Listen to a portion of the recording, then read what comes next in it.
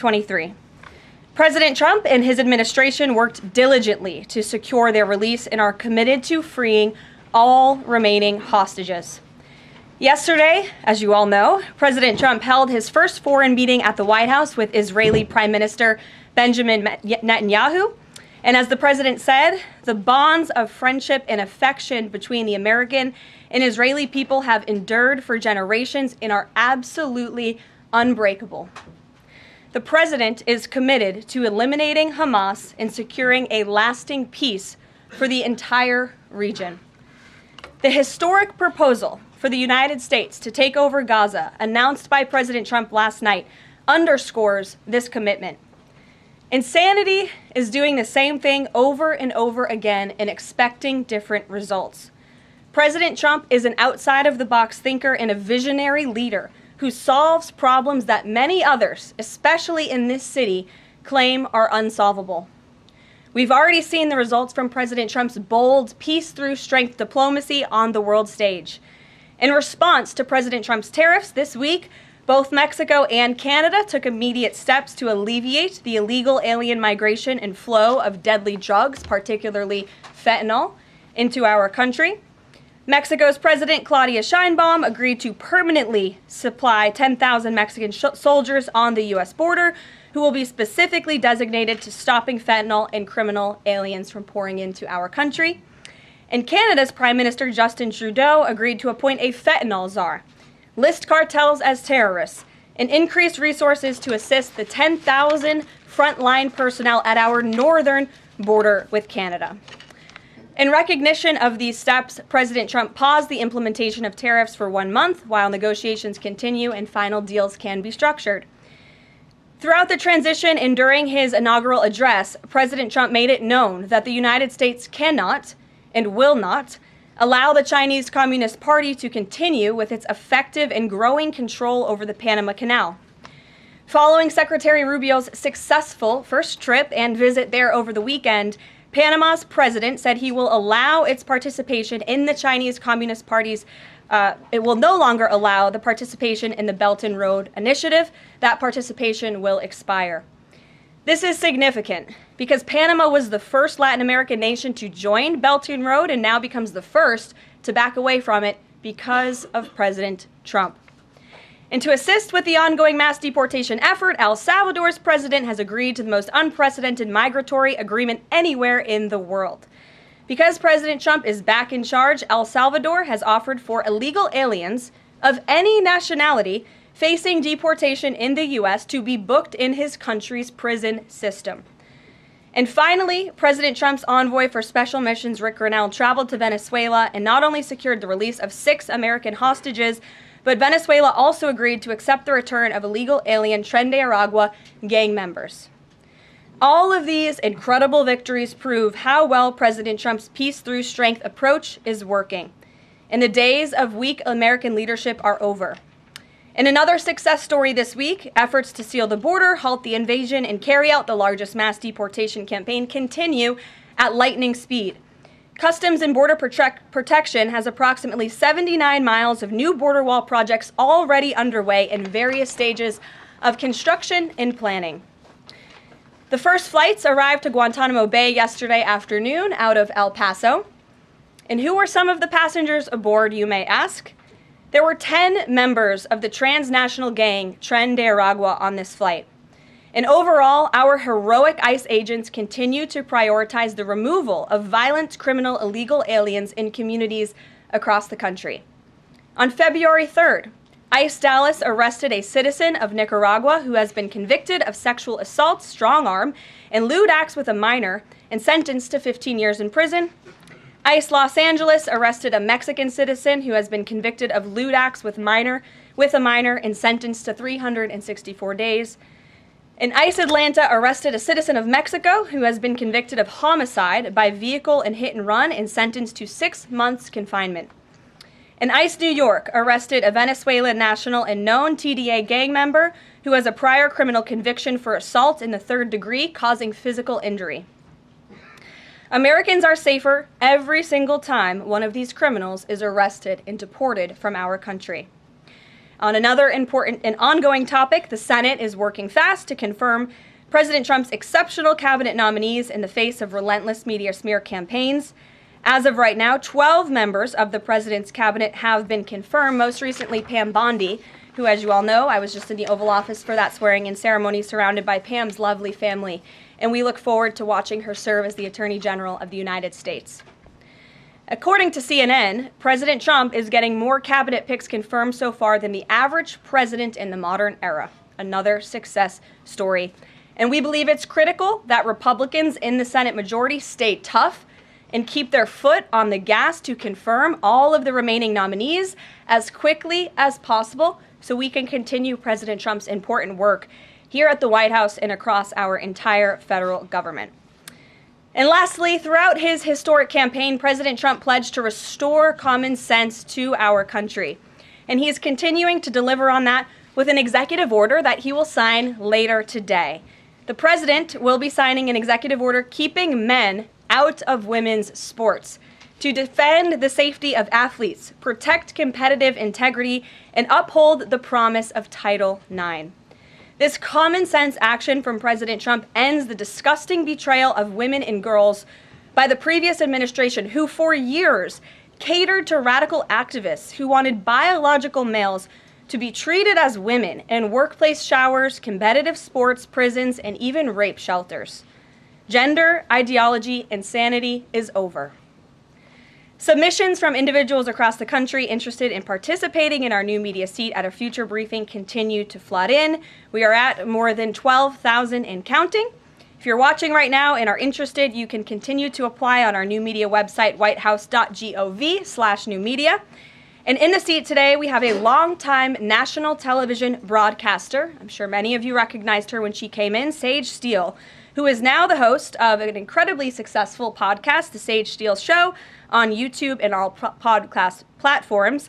And previously, Sage was a fixture at ESPN from 2007 to 2023, primarily hosting SportsCenter, which we all know well, before leaving the company to exercise her First Amendment rights more freely. We are honored to welcome her to the briefing room today. She will be joining the president at the big EO signing later this afternoon. I know many of you will be there as well. So Sage, why don't you kick us off on this very exciting day for women and girls across the country. Thank you for joining us. It is exciting, and Karoline, thank you for welcoming people like me with a little bit of a different perspective, different background in this seat. It really does mean a lot. Thank you.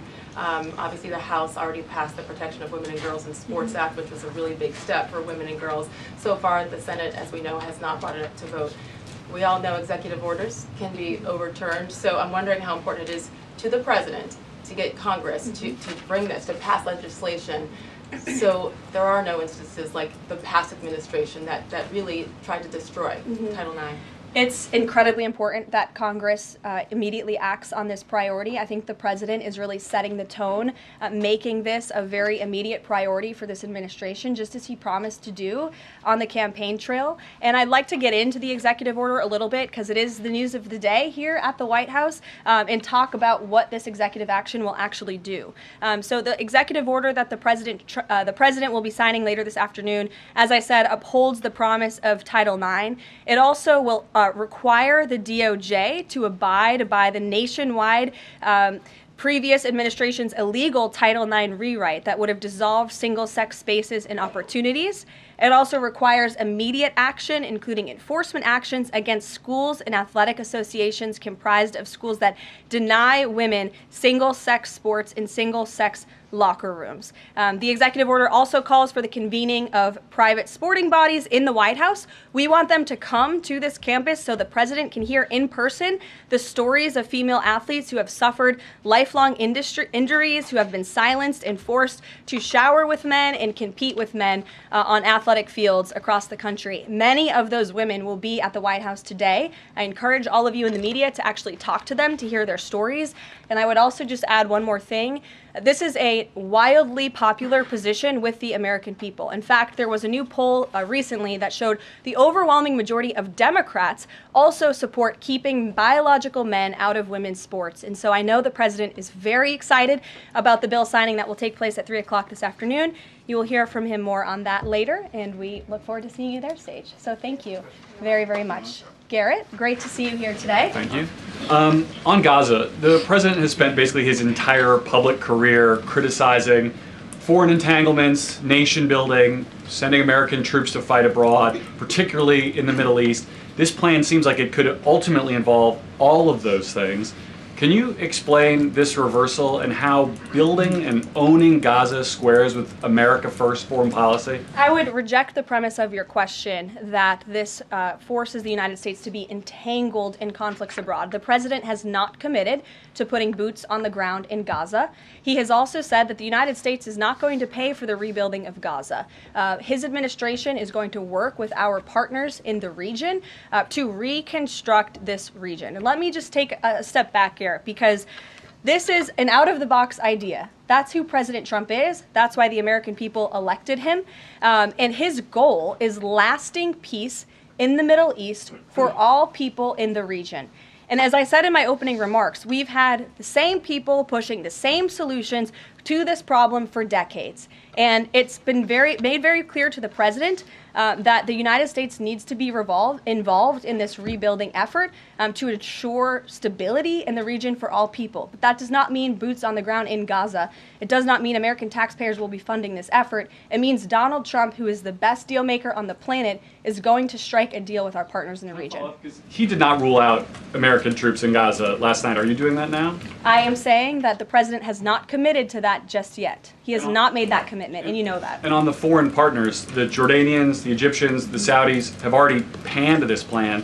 What foreign partners, if any, have expressed any interest in being part of it? Well, the president has said he's been socialing this idea for quite some time. He's been thinking about this. He said in his remarks last night, this was not a decision or an announcement that he takes lightly. And the president has already spoken to the President al-Sisi. In fact, that was his first foreign leader call. He's meeting with the King of Jordan, King Abdullah, next week. He spoke with the King of Bahrain. He spoke with the Crown Prince of Saudi Arabia. And he has made it very clear, he's been very vocal, that he expects our partners in the region, particularly Egypt and Jordan, to accept Palestinian refugees temporarily so that we can rebuild their home. I'd like to show you some images of Gaza that were taken.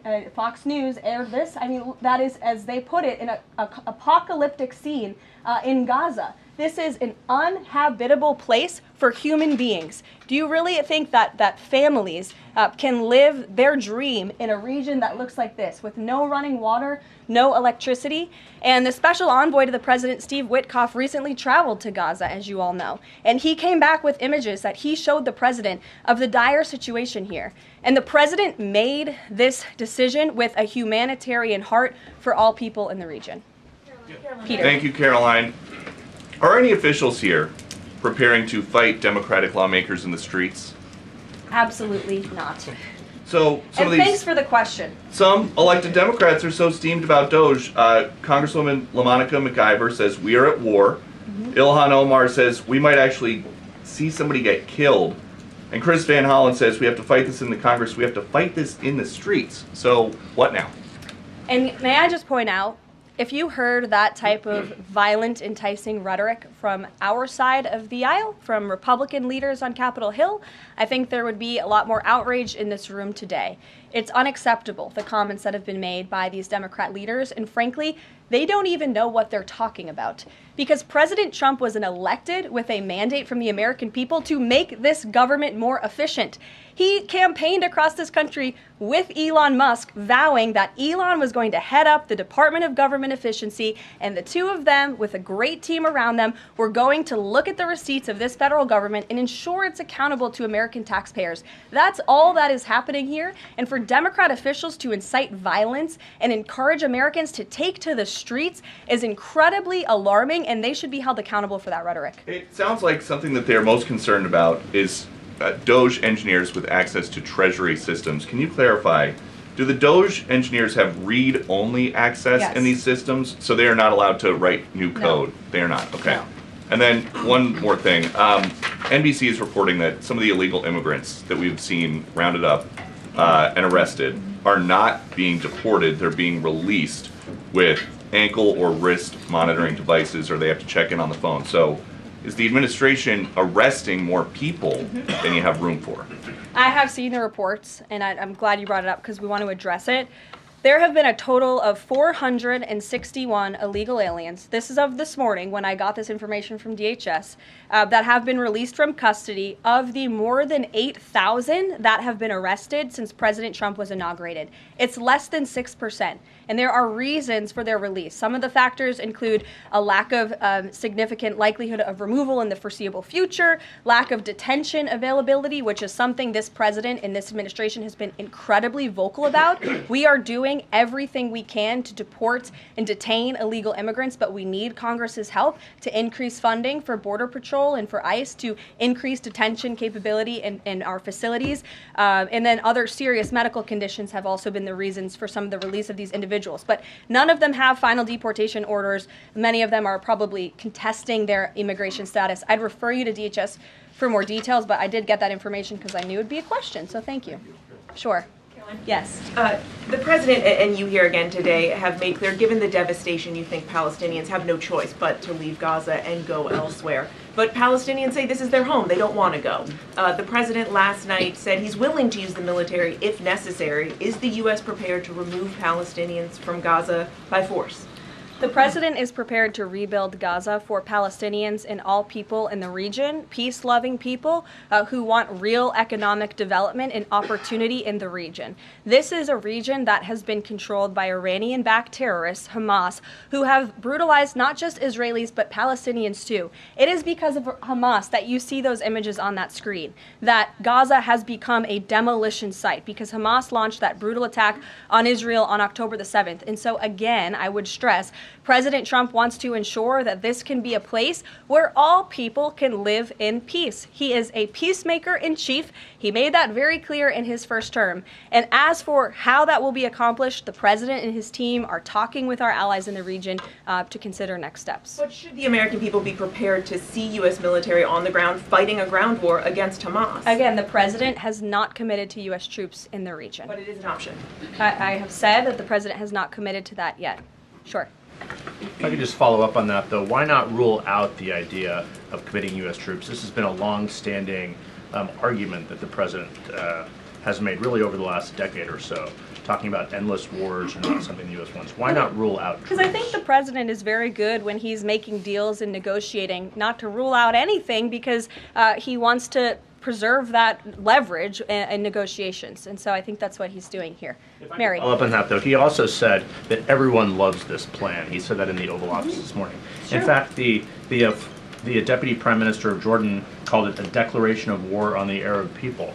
So how does he square the fact that even some Republicans on the Hill are objecting to this or questioning this? How does he square the fact saying everyone loves this plan? Well, King Abdullah of Jordan will be here next week, so I can provide you more context on the conversations he will have directly with the President of the United States after that meeting. And I would just point out that there's been a lot of leaders and officials all around the world who have doubted, I suppose, the deal-making ability of President Trump. You heard the Panama leader saying that he would not agree to some of the concessions that he has now made because of Secretary Rubio's visit. You had the Colombian president saying he wouldn't accept flights of Colombian illegal nationals who have entered into our country illegally, and those flights are underway. So actions speak louder than words. Dasha. Karoline, you said the president has been working on this idea for a while behind the scenes now. Is there a written plan based on the president's proposal for Gaza? And if so, when was it drafted and who had a hand in that? The plan was written in the president's remarks last night as he revealed it to the world and to the American people, and his team are continuing to be engaged on this effort. I saw the National Security Advisor this morning. He has a very busy day of calls, and they will, again, continue to engage with our partners. That includes Steve Witkoff as well. Mary. Two questions for you on the news of the day. So how is today's executive order going to impact the 2028 Summer Olympics in Los Angeles? For example, would a man who thinks that he's a transgender woman be allowed to compete as a female on U.S. soil? It's a very good question, and the president has actually mentioned this, that he does expect the Olympic Committee and the NCAA to no longer allow men to compete in women's sports. And I think the president, with the signing of his pen, starts a very public pressure campaign on these organizations to do the right thing for women and for girls across the country. Again, this is an incredibly popular position. There have been many notable female athletes who have had the courage to speak out against some very powerful institutions in this country. They deserve to have a voice and a say. The president is bringing their voice to the highest level at the White House this afternoon, and he expects these organizations to comply with this federal executive order that he'll be signing today. Thank you. And one more, on media coverage of this executive order and the topic in general, what's the White House's view of framing that calls men transgender females or similar rhetoric coming from organizations like the ACLU and GLAAD? Well, it's been very clear. The policy of this administration is that there are only two sexes, male and female. Pretty simple. Brian Glenn. Yes. USAID has gotten a lot of attention the last couple of days with some of these bizarre things that we've been, taxpayers have been funding. Now it looks like there are a couple media outlets that have been dragged into this conversation as far as USAID funding as well. Does the president have any comment on that? So upon coming out here to the briefing room, I was made aware of the funding from USAID to media outlets, including Politico, who I know has a seat in this room. And I can confirm that the more than $8 million taxpayer dollars that have gone to essentially subsidizing subscriptions to Politico on the American taxpayers' dime will no longer be happening. The DOJ team is working on canceling those payments now.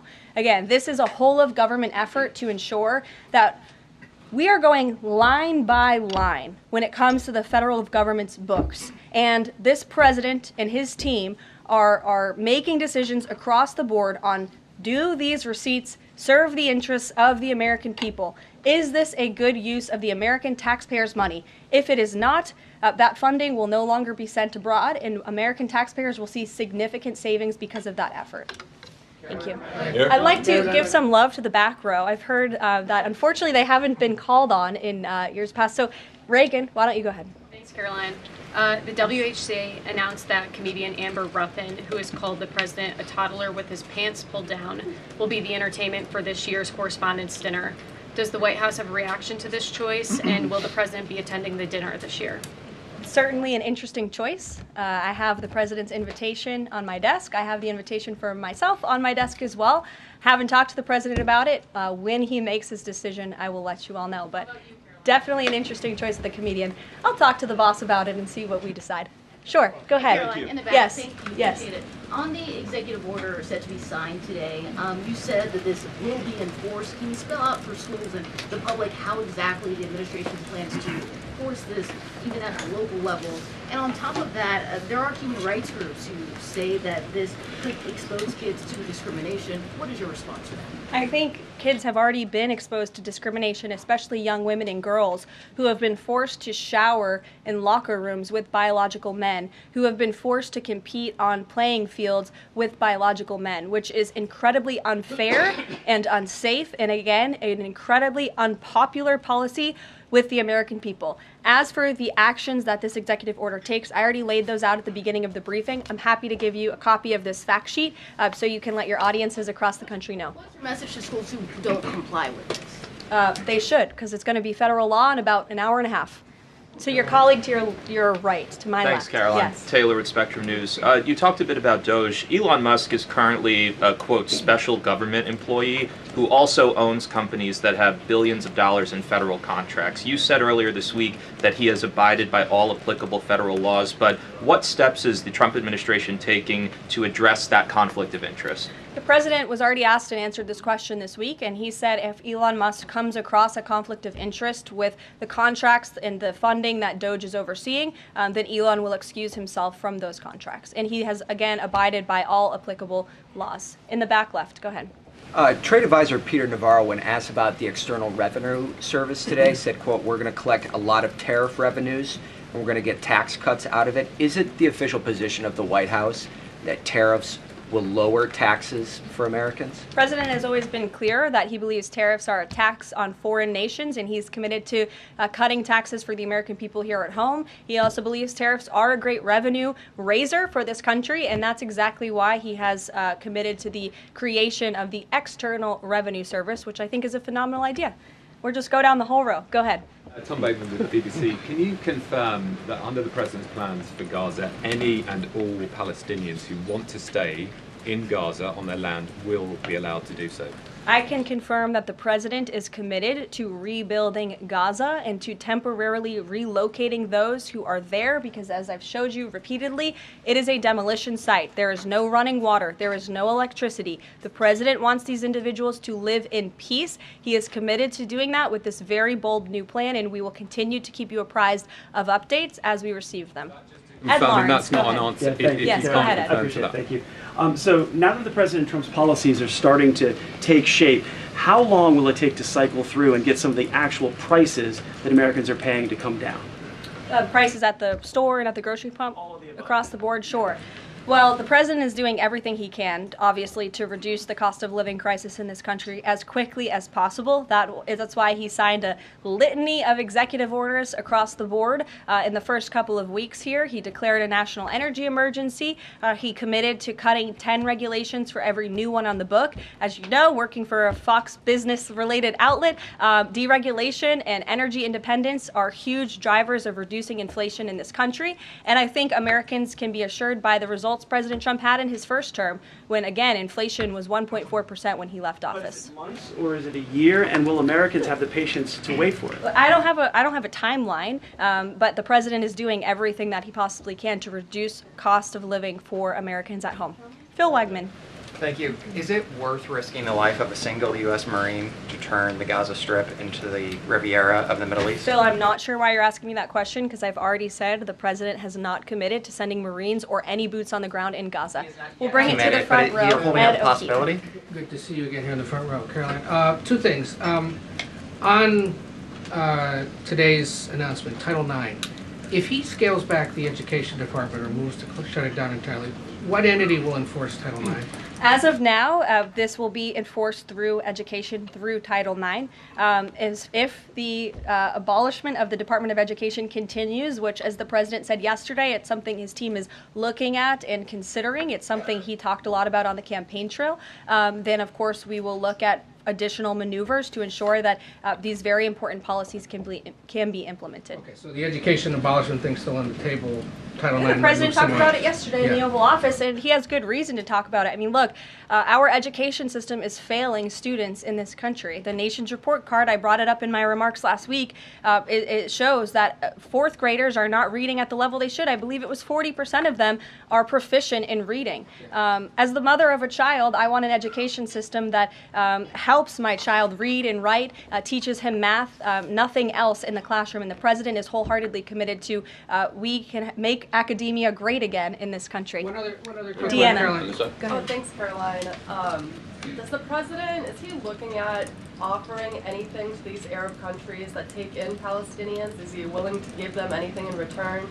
And secondly, when the President announced his taking over Gaza policy yesterday, was Netanyahu aware of this, and what was his reaction when Trump presented that idea to him? I won't get ahead of the President's discussions or negotiations on your first question about what would be offered. I think the President's made it clear that he expects these nations in the region to step up and to accept Palestinian refugees who will be temporarily relocated for the rebuilding of Gaza. As for whether Prime Minister Netanyahu was aware before the President's remarks, he was indeed. I wasn't present for that reaction. But again, this is something the President has been socializing and thinking about for quite some time. Nick, good to see you. Oh, Jordan. Jordan, sorry. Thank you, Caroline. So Secretary Hegseth announced yesterday that Army recruiting levels have reached 12-year highs in December, 15-year highs in January. What is making young people want to serve the military under the Trump administration, and how does that contrast to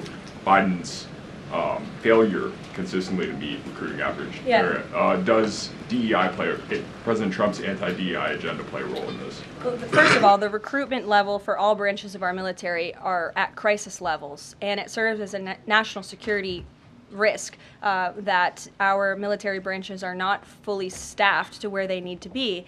And I do believe it's a culture problem within these institutions that the president is very much committed to fixing, as emphasized by the executive orders he has signed to root DEI out of the military. And I think when young men and women who are honorably signing up to serve in our nation's military see somebody like Pete Hegseth, the new Secretary of Defense, who is a proven warfighter, who risked his life in battle for this country, who understands what it means to deploy and to defend the Constitution and your nation abroad and to put your life on the line. When they see a leader like that, and a leader like President Trump, who is committed to peace through strength, that's very inspiring. And we look forward to seeing those recruitment numbers and retention numbers skyrocketing over the next 4 years. And I know Pete Hegseth is committed to increasing recruitment at all branches of the military. I would defer you to the Department of Defense on exactly what he plans to implement. Jeff. Thanks very much. 2 questions. One, the president yesterday used the word permanent for permanently resettle Palestinians. I hear you saying temporarily today. Is that a shift or a specific change that you want to highlight? And my second question is, yesterday he spoke about the U.S. owning Gaza. Who owns Gaza now, and how would the U.S. acquire ownership? Well, Gaza is currently run by Iranian-backed terrorists in the Middle East, Hamas, who we all agree, I think everybody in the region agrees, that can no longer stand. Just look at the events of October 7th and the events since. And the president, again, is committed to rebuilding the region for all people who want to return to it once it is no longer a demolition site, and it's a place where people can actually live and thrive in harmony, as he said last night. His words, not mine. Daniel. Permanent versus temporarily resettle? Can you just clarify the president has made it clear that they need to be temporarily relocated out of Gaza for the rebuilding of this effort. Again, it's a demolition site right now. It's not a livable place for any human being. And I think it's actually quite evil to suggest that people should live in such dire conditions. Daniel. Karoline, thank you so much. The Daily Guidance says that the president will be meeting with a pair of governors today, Governor Abbott of Texas and Governor Newsom of California. It comes after the president took executive action to turn the water back on in California. Billions of gallons are flowing now. What can you tell us about the 2 meetings and the importance of President Trump's actions to help people in California? Sure. Those meetings will be taking place shortly, so I will get out of here to get to those meetings. We can always provide you a readout, as we always do. We try to be very transparent about what the president is doing in the Oval Office. Perhaps he'll even call you in to join him. We never know around here, as you all know. But Governor Abbott is obviously a great friend and an ally to the president. He has been on the front lines of the border crisis in this country. And as for Governor Gavin Newsom, well, the president is willing to work with anybody from blue states or red states to do what's best for the American people. And he really enjoyed, the president really enjoyed his trip to Pacific Palisades last week. He felt very inspired by the frustration of the residents there, and he has been wholeheartedly committed to ensuring that the water is flowing in California to prevent these wildfires, and also that people have access to their properties. And he has continued to apply tremendous pressure to Gavin Newsom and also the Los Angeles mayor to allow private residents and property owners to access their property. He believes that's their right to do so, and they should be able to do it. And one more thing before I wrap up, because I do want to get to these meetings, and I will see you all at the EO signing later this afternoon. I would just say that you brought to mind California and North Carolina, who continue to be on our hearts, and the president and this administration are committed to ensuring that these individuals get the funding that they need. And I would just say a strong message to Democrats who are out there pretending to be outraged about the long list of crap that this administration is cutting, federal waste and funding, like $2 million for sex changes in Guatemala, $6 million to fund tourism in Egypt, $20 million on a new Sesame Street show in Iraq, $4.5 million to combat disinformation in Kazakhstan. I could go on, and I'm happy to provide this list to every single one of you. Democrats are outraged that the American people want to be, they want their taxpayers going to good uses, not stuff like this. But then they're very quiet about the fact that there are still North Carolinians and people in California who have lost everything, and in the last 4 years, this federal government did nothing to help them. This president will continue to put Americans first, and I think the successes of this week so far speak to that, and it's only Wednesday. So I'll see you guys later this week, and we'll see you this afternoon. Thank you very much.